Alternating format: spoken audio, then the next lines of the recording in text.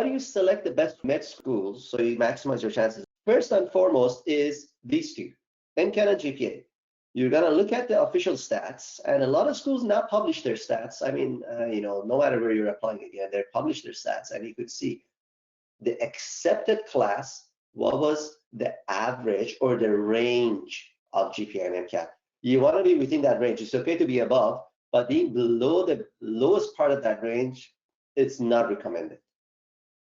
If you see that nobody has been accepted in your range, don't apply to that school, next school.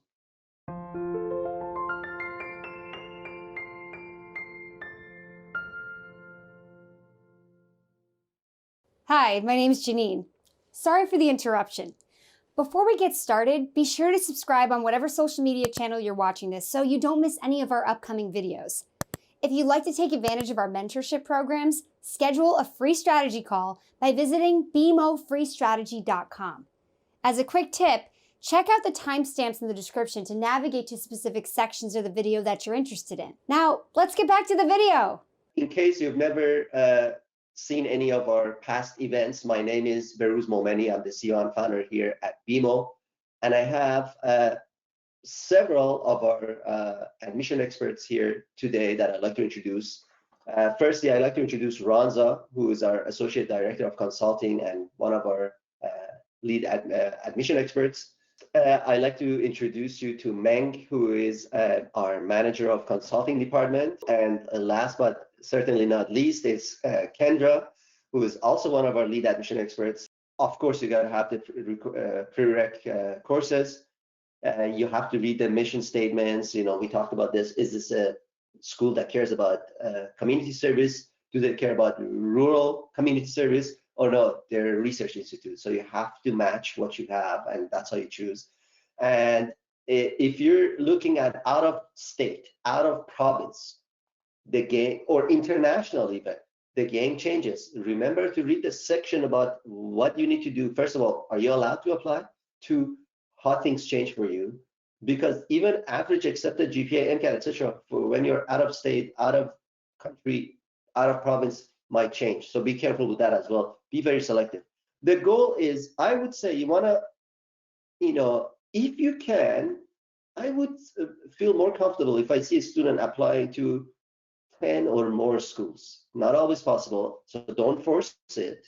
You only got to apply to schools that you can. But I would feel more comfortable if I see that. And for Canadians that do not have perfect stats, I would find some Canadian schools and some American schools as a backup. If you're an American, well, you got lots of options, but you could also apply to MD as a backup, do DO as well. So why am I telling you to do this backup thing? Because you don't want to reapply to med school. You want to get in the first time. And as I'll tell you, yeah, go ahead.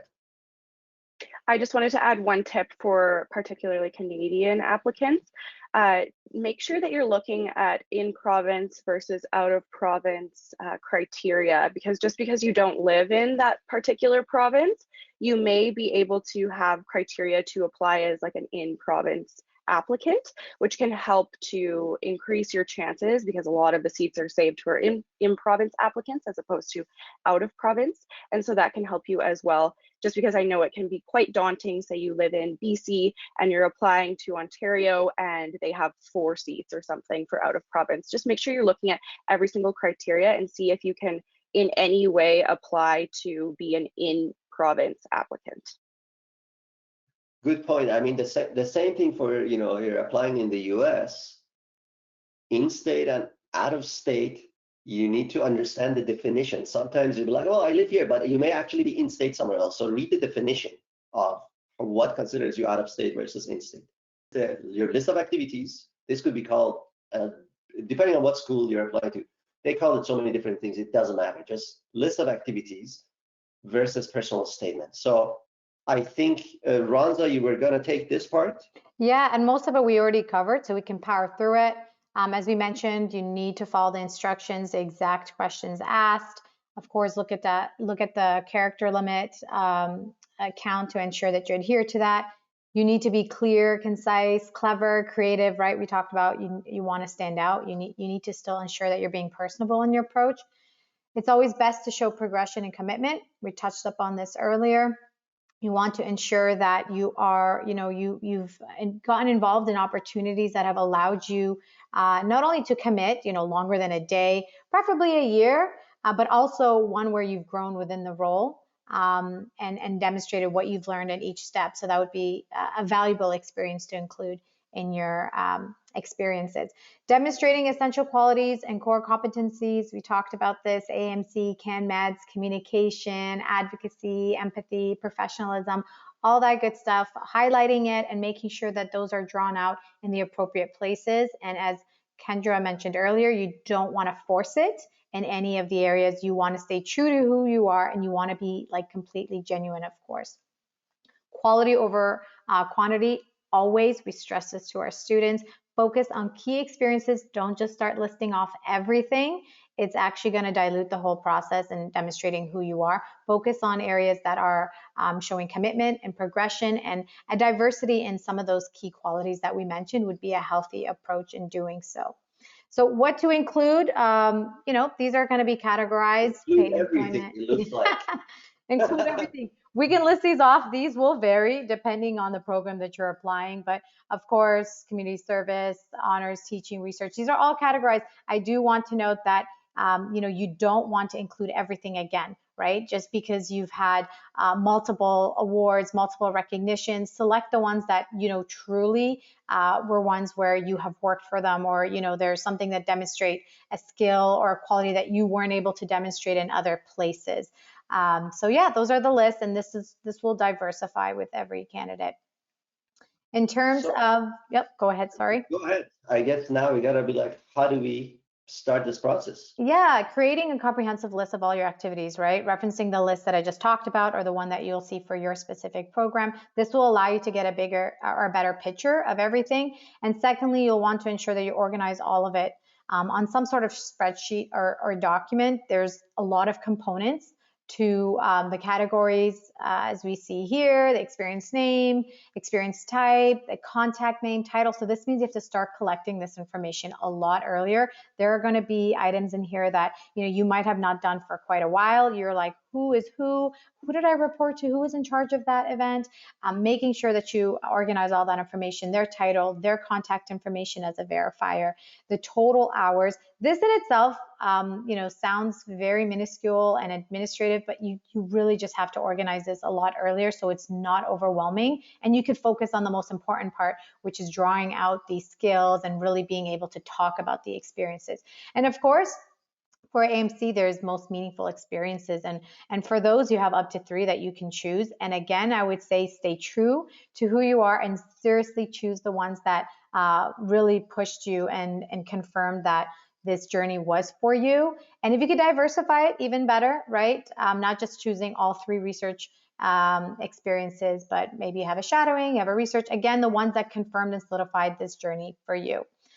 In terms of narrowing down the list, with respect to less is more, use the tips that we just kind of discussed, obviously, to talk about this: quality over quantity, what truly was valuable for you, commitment, progression, in terms of what truly allowed you to learn some of the skills. Again, putting that all into practice to help narrow down, like, really, what do I want to present on, who I am as a person and as a candidate when they're reviewing this. So this means fight the temptation to, again, include everything and all that frivolous experiences that you've had over the past year or several years at this point in preparation. In terms of an example of a volunteer activity, so let's look at a brief example of what a volunteer activity might look like in terms of the details. So here you'll have the name, the student identified, Power Up. It's a community service. In terms of the categorization and for the hours, roughly they put about 400, which is a good amount. We do want to dissect some of the weak examples, and then we'll have men go into a strong example, and this will allow you to kind of see the contrasting factor of what you need to do from the first draft to the last draft. Weak example, example 1, I was a member of Power Up, an association I began 2 years ago. We did a lot of things with our campus, including charity bingo night. I really enjoyed organizing events. Very brief, very short. That sounds like the applicant was bored. It sounds like they did it the day before. As we mentioned, the day before from weeks preparing is a lot different. So very vague. still unclear what this is about, what their role was regarding. It's actually even quite informal in how they put this together. They did not discuss the outcome, the skills or qualities that they learned. I still don't understand the responsibilities that they held. Another weak example would be act nothing. That goes without saying. Immediate rejection, I would say. I mean, at this point, did you miss it, or you just really have nothing to say? It's obviously that would be a weak example. But Meg, could you now walk us through a strong example of a description? I'll start by reading the description, and then also can do a brief breakdown of why this is a good example. So this one says, as the founder of Power Up, an association I initiated 2 years ago, I had the privilege to advocate for the underserved members of my community. We hosted 4 events annually that generated over $5,000 of funds that we donated to charitable causes. One of our successful annual events included our bingo night, which brought in over 100 attendees each year. My role was to recruit team members, host weekly meetings, plan the events, and liaise between guests, staff, and campus representatives. As a team, we navigated obstacles such as short deadlines and limited resources. This experience allowed me to refine my leadership and collaboration skills. So this could be expanded or reduced depending on the limitations to your word count. But the reason why this is strong is because of what it includes, right? So we can see that this candidate founded and participated in this organization for 2 years, which is a great example of commitment, something that both Behrooz and Ronza had talked about. And of course, this 2-year commitment also gave this candidate the time to grow and develop strong leadership skills, and that demonstrates progression, right? Something else that both Behrooz and Ronza discussed. And this particular candidate was able to highlight some of the essential qualities that the medical school admissions committee members are going to be looking for. So they do talk about leadership, but in addition to that, we can see that they were passionate about advocacy and that they're collaborative and resourceful as an individual. And we can see all of that in this description. So this is a great example of, a description for an activity that you could be involved in. And just to add to that real quickly, it wasn't just about the length, you guys, to emphasize, it was the structure. The role, right? The organization was explained, the responsibilities were broken down even to key events, and the takeaways, the key skills, right? Core competencies or, the CanMed skills, wrapped it up. So the structure is what we're looking for, not necessarily the length. Thanks so much for watching. If you'd like us to help you achieve your academic and professional goals, schedule a free strategy call by visiting BeMoFreeStrategy.com. If you have any questions about this video, let us know in the comments section and we'll get back to you as soon as possible.